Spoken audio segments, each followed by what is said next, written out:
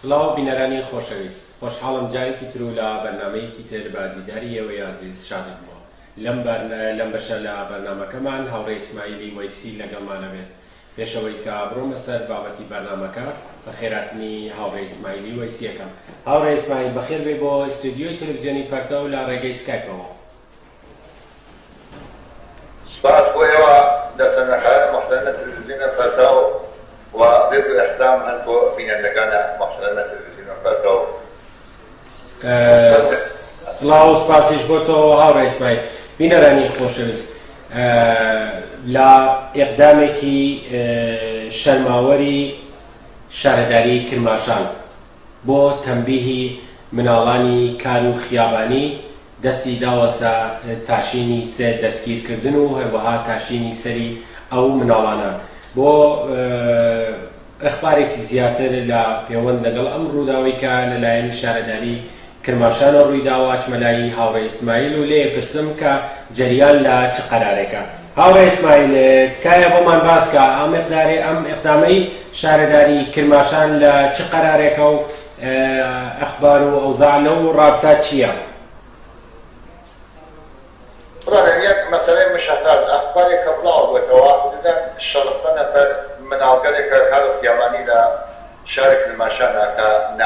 ناچارن موجودە حکوومەت ئیسلامی لە ئێرانە واداریانێکە بۆ تەمین زندگی خۆیان و کۆمەک بە خانەوادەیان کە دەستیان داکرد دەستخۆشیەوە شارەداری کرماشان لەمانەیە دەستگیر کردگا و لە نەهایەت ئێستا حرەکەتی ضد ئینسانیە و تەخیرکردن ئەم بەشەرگەرە چووگە سەرمانەیە کراشیگە و لێباسەرێکی یەکدەستکرد سەریان. منتها شەرماوەتر لەسەر ئەو قەزیە کە مەسەڵەن کە وەختی تەواشاکەی شارەداری کرماشان باسیەوە کرد کە بە نەزانم وەزارەت متفاوت متعدد کە هینیان کرا کە لە ارتباطە ئەدارەیەک کرد مرکز بهداشت شارێک کرماشانە گشتمان کە تەسلیمان کرد کە ئەم مناڵگەرە کە خەریکی دەستخۆشیەکان بە جەماعەتێکیان معتادن جەماعەت و ئێستا بەخاتر مەسەلەی حەفظ سیحەت و سڵامەتی ئەوانە کە چوون کەسی بووگەن سەر و بەدەن و لیباسیان بووگە لە ڕشک و سپێ و ئەم جۆرە شتانە کە ئێستا گەرەکیانە بەم شێوە کە هاتن نەهایەت ئەهانەت و ئەوە تەحقیریان بە ئینسانیەت بە ئێستا بە حقوق بە ئیجتیماعی ئینسانی ئەم مناڵگەرە کە بنگەسەکان دوای تۆ بەنەو ئاینگەرەکیانە بە جامە ئەمە ئێقابکەن ئەمە باسکەن کە لە دڵسۆزیە بووگە یعنی تەوجیهی ئەم شتە بکەن. ئەمە کل داستانەکەس کە وەختی کە مەسەڵەن تەواشاکە ئەمەڵەن نەهایەت ئەهانەت و تەحقیرێک کە بە ئەم مناڵگەرە کە ناچارن دەستیانداکە بە دەستخۆشیەوە و هیچ ڕێگە و چارەیەکیان نییە کە بەئێستا کار بکەن کە زندگی خۆیان تەمین و کۆمەک بە خانوادەیان باشە هاوڕێی ئیسماعیل، با بڕوای ئێوە هۆکاری چی بووە ئەگەرەوە ئەوەی کە ئێوە باسەکەن تەوجیهێک بۆ لەلایەنی ئەوانەوە بۆ ئەو عەمەڵە ضد ئینسانیە کە کردویانە ئێواڵێن ئەوە تەوجیهێکە، بەڵام هۆکاری ئەوە چی بووە بۆ بڕوایەوە؟ هۆکار ئەسڵی و ئەساسیەوە مەوەقعیتێکە دەبات اقتصادی سیاسی اجتماعیەوە کە حکوومەت ئیسلامی لە ئێران تێیان قەراری بکات. مەسەڵەن تەواشاکەی کە حکوومەت ئیسلامی لە ئێرانە کە دەبات اقتصادیەوە کە بەئێستا اقتصادێکی وێران اقتصادێکی کە ڕۆژ لەسەر ڕۆژتەی هەست کە بەقۆڵ خۆیان 70-80 لەسەر مەراکز ئەسڵی کاری تۆلیدی و خەدەماتی بەستاوە ڕۆژ لەسەر ڕۆژتەی بەئێستا دەسەر بێکاران و ئیخراجی کارگەران لە مەراکز کاری تۆلیدیە ئەشێ دەبات نتایج ئەم مەسەلە بەئێستا تەحمیل الفەقر فەلاکەت و فرسیەتیدان بە ئەو جامعەسە کە وەختی کە مەسەڵەن جامعەیەکە مستەئسر بووگە جامعەی کە بەئێستا کار نییە جامعەی کە بەئێستا بیمەی بێکاری وجود نییە جامعەی کە مەسەڵەن هیچ نەوەقۆفی ئیجتیماعی ئینسانی ئینسانەکان بەڕێوەبردن ناناسێت و حکوومەتێک کە بەئێستا ئیسلامی سەرمایەداری کە نەهایەت ئەهانەت و تەحقیر بە بەشەریەتەکە بەتابێت بە مەسەلەی ناو و مەسەلەی ئیژدان کە بووتە باعیسەوە کە ڕشد و گسترشی احتیاج تەنفرۆشی کارتۆنخابی ئەو وەختە پەدیدەی شوم مناڵانە کار و خیابانی کە ڕشد کرد و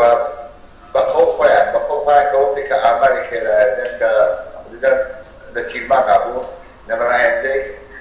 مهندس اسلامی که لشاری بیجن در خراسانه بحثی وای که کودیا امانه که مثلا اعمال واقعی احتیاط که واسه که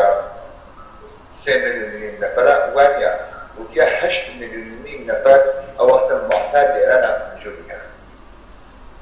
وقتی که مثلا اوها جامعه که 8 مليون نفر يعني معتاد وجودی بید وقتی که مثلا فقر و فلاکت و بیکاری رشد و گسترشی پیدا کرد وقتی که هیچ نوع حقوق اجتماعی انسانی و بتایبه تأمینی که اجتماعی معیشتی لو جامعه وجود نیا معلومه که خواهی نزعانه کرد 90% الجامعة في هاي تدخل الفقرة الزمنية كان معلومة كان لأبعاد المليونية أو وقتها من أعلان يا نواقع كده كان خياباني واشتكى ثلاث سنين ومن أعلان بجيجرك للدنيا الشاد آزاد بيانا كلمة دارسة لما أنا كده شيء كأشياء دار مش طريق تحصيل في المدرسة المساوية أو قلنا شارع شو خانة ولا كان بكارا هیچ تأمینی که نیا و اتوان احتیاط تنفروشی و طور واقعی دو جامعه اشتی کرگا و ملیونها نفر ویرویدان کدا سجاده کانا سجوا کانا و تو امانا مجبورن دستوشی کرد که بشی کاریان که بسا معتاد کرگا او تدوشاد انواع اقسام نخوشیگر بسا نخوشیگر مقاربت هایی فوسي والجنسي بقولوا أمجورشتانا وحكومة الإسلامية سلمانية لنا كم مليار رجعنا للدستور لكاريبر زحمة تجوا أكثرية مزحمة تجوا جامعة كوقول يالوتي شفاوة كان شفاوة لكاريبر رجعنا بجوه كإمكانات الرفاهية آسايشي ومعيشتي تأمين كابوخانة وذكر وبتاعي بقول ناران أو نكتنها عمناكات كتنيا وظيفة كبصابة وذكر فالبيدان بفقر فلاكر سيدان الجامعات ستكون هل لو ناوزايتين كدو جامعة وجدوا بديهز إعدام مثلا بالإشاء وجانا فريق إعدام كدو جامعة ذلك ووقت عملك الزد إنساني كشيء كفر مدروس وبرشاو نهاية أمش شخصا نبل ناوزا كده شارك ما شانا أيان وأيان سريعا تاشي وبرساك ود النهاية تحقير الأحاديث إنسانية مثلا وشاهدت دراشاك مثلا كسي كوقي وعدبك زنداني كان بهذا دليل نعمل كمثلا قوت الشوالي في جوان لباسي كفاف التمييز كلاوات وسيلة ريش تاشيوة سري شانك البيت أو وقت بين أكسي ليبر وقت إكايوانا زندان أو كان يكفيه كان يوم بلشتانا كبوي كمثلا بيتا مات هو جامعة أو وقت السرية تاشر وقت السرية تاشي لباسي كتايوانا كان بلي وعبتوا لا هل الزاوية أو كما سوى وقت كتو تواشاكي أكسي دير ومعنى أكسا كان يكمل تشريف ومعنى تواشاكي كرحمة الرحمين بالجامعة رحمة الرحمين بالجامعة مثلا بما من يعني كي جنايات كان من يعني كي جنايات كان يعني كما سوى بالجامعة دير تسلم جلشتانا وبنوعي دولتي كفاي بساجي فاقتنبي أصلي ناعدالتي لو جامعة فهذا بيتنبا هل قلنا عدالتي وبدنا مرأوليك لو جامعة أو طوال شهادات أو عادة أو كسكينية وهذا الشهادة بعد مثل شهادة كل نهار وسيسم وقال نهار جاي كده شهادة ما شاء الله كده سيان كده بجي جاي وقت الزندگی أو معرفة الإمكان بديك يعني أنا بجي وقت كم يوم تبارك بديك أعمل أشياء وباسازي أمانة كده يعني من تأمين يعني كان إمكانات يعني كلام كده شلون يعني تاشي كده باسي إنسان كده يعني أمانة توزع يوم نوم بله هاوره اسماعیل دیاره لوضعیتی فعلی جمهوری اسلامیه لسیستم و لسرانی جمهوری اسلامی زیاتر لوا انتظار نارواد دستن درکارانی جمهوری اسلامی زیاتر بباری خراوه لیان وشتو بلام اوی که انتظاری باری چاکیان لیبروات نیا بلام لیرا وظیفه و ئەرکی سەرشانی فعالینی کودەکان و کار و خیابانی چییە کە چۆن ئەبێ هەڵوێست بگرن بەرامبەر ئەم ڕووداوە بەتایبەت کە لە شاری کرماشان بەرامبەر بە کودەکانی کار و خیابانی ڕوویداوە؟ ولا يك مسألة مشخص كأو